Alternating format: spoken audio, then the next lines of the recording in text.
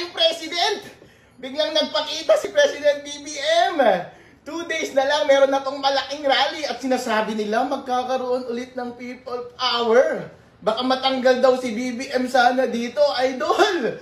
Si Big Daddy, ayaw niyang mag-aaya sa kanyang daddy.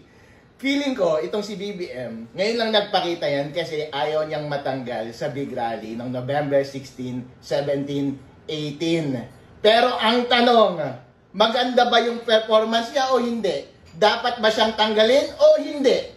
Kung titignan natin, pwede natin i-analyze yung position niya parang isang chief executive officer ng isang kumpanya. O kaya kung isa ka namang farmer, parang siya yung caretaker ng farmer mo. Kasi ayon sa konstitusyon, ang executive function solely nasa isang tao lang yan, ang presidente ng Pilipinas. Ngayon, kapag merong malawakang korupsyon at pagnanakaw sa kumpanya mo, may malawakang pagnanakaw sa farm mo, tatanggalin mo ba yung chief executive officer mo? Tatanggalin mo ba yung caretaker mo o hindi? Ayun. Yun ang tanong kay BBM. Kasi inamin na lahat ni BBM, lahat may kasalanan under the executive department, DPWH, contractor. Pero hindi niya alam na ang executive siya. Lahat sinisi niya except himself. Hindi niya alam na ang sole responsibility ay nasa sarili niya. Kumbaga, kung isa itong executive, hindi niya marunong mag-take ng responsibility. Kung ang isang tao hindi marunong mag-take ng responsibility, huwag kang umasa na magiging ana siya at isasaayos niya ang kanyang trabaho habang siya ay nakaupo dyan sa pwesto na yan. Ang sabi niya, ang palusot ni Idol, huwag kasi kayong magmadali. Kasi gusto natin i-make sure na ma-convict itong mga tao na to. Idol, habang pinapatagal mo, tumatakas na lahat ng mga mastermind. Lahat ng mga pasimuno ng kalokohan na to, nasa ibang bansa na. Sabi mo merong 20,000 reports na nasa iyo. Given na kapag in-inspect mo yung mga yan, substandard kaagad at ghost project kaagad, meron ka na kaagad prima facie evidence laban sa kanila. Isampa mo na lang yung kaso, huwag ka nang maghintay pa ng napakatagal. Anong hinihintay mo? Nasa sayo na lahat ng papeles, nasa sayo na lahat ng access, nasa sayo lahat ng tao, utusan mo lang sila at gumalaw sila bukas na bukas din. Pwedeng sampahan ng kaso yan, utusan mo yung DFA, na-cancel na lahat ng passport nila, utusan mo na isampa agad yung kaso, hold departure order. Kung gugustuhin ni President Bongbong Marcos na isaayos ang problema ito, bukas na bukas din magagawa niya. Pero 3 months na. And then gusto niyang i-allay yung worries ng tao over the weekend. Gusto ng tao na gusto siyang paalisin. Tapos gusto niyang hindi mangyari yon. Hello sir, sablay ka na. All the while, sablay pa rin yung pag-patch mo ng problema. Hindi kami masyadong naniniwala sa'yo. Ngayon, out of sa thousands, tens of thousands na report na ibinibigay sa kanya, ilan ang sinampahan niyang kaso? Yung mga na-find out namin sa aming LGU, kung hindi ko pa rin hindi pa darating yon sa atensyon ng taong bayan. Tignan mo yung report niya, meron bang nakasuhan mula sa probinsya ng Isabela? Wala! Yung sinasabi niya na isasampa niya ng kaso, tip of the iceberg lang to sir. Hindi mo inidress yung buong iceberg na nasa ilalim. Hindi mo sila ipinapakulong dahil dyan malaki ang pagkukulang mo. Tapos sinasabi niya, meron kaming solusyon na gagawin dito sa bagay na ito. Boss, ano ang solusyon? Ang sabi niyang solusyon, AI. Kapag merong nagkasala kang anak sa loob ng bahay mo, papaluin mo kaagad yan eh. Iko-correct mo kaagad yan. Bakit ka magde-deploy ng AI para mas mahuli sila?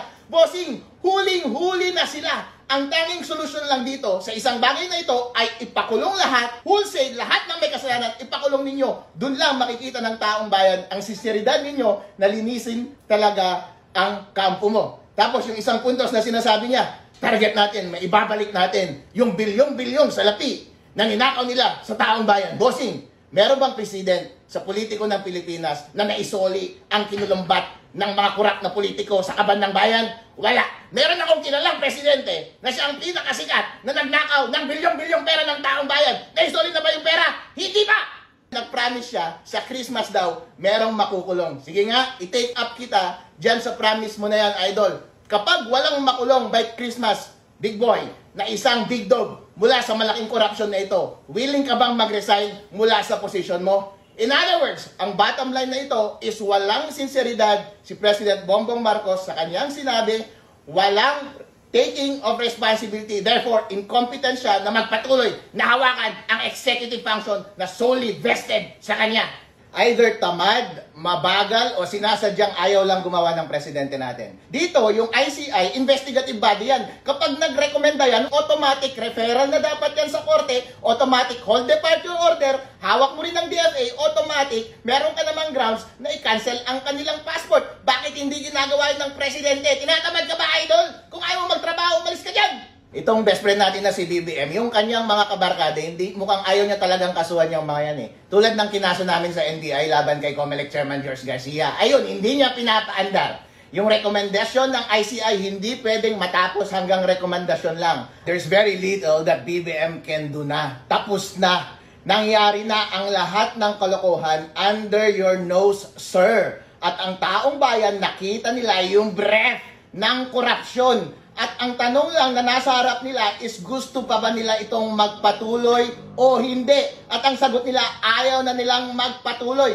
At alam ni President BBM na sa November 16, 17, and 18 ay baka hindi na talaga siya magpapatuloy. Ngayon, ang ginawa ni BBM ay para suyuin ang taong bayan. Sir, hindi mo masusuyo ang taong bayan unless tinalikuran mo ang iyong pinanggalingan, unless ipakulong mo ang iyong mga kaibigan, ang iyong mga kamag-anak. Kapag hindi mo ginawa yung bagay na yan, hindi mo mababago ang isip ng taong bayan at mas lalo mo pang pinapalagablab ang apoy sa kanilang dibdib dahil nababad trip na sila sa'yo. Pupunta sila sa Sunday, Monday at Tuesday at baka paalisin ka talaga sa pwesto mo. Simple lang po ang tanong sa taong bayan. Gusto nyo ba ang malawakang korupsyon na ito na magpatuloy? Ang sovereign will ng people ay supreme sa kahit na anong kapangyarihan. Mas mataas sa kapangyarihan ng Supreme Court, ng Kongreso, sa kapangyarihan ni BBM.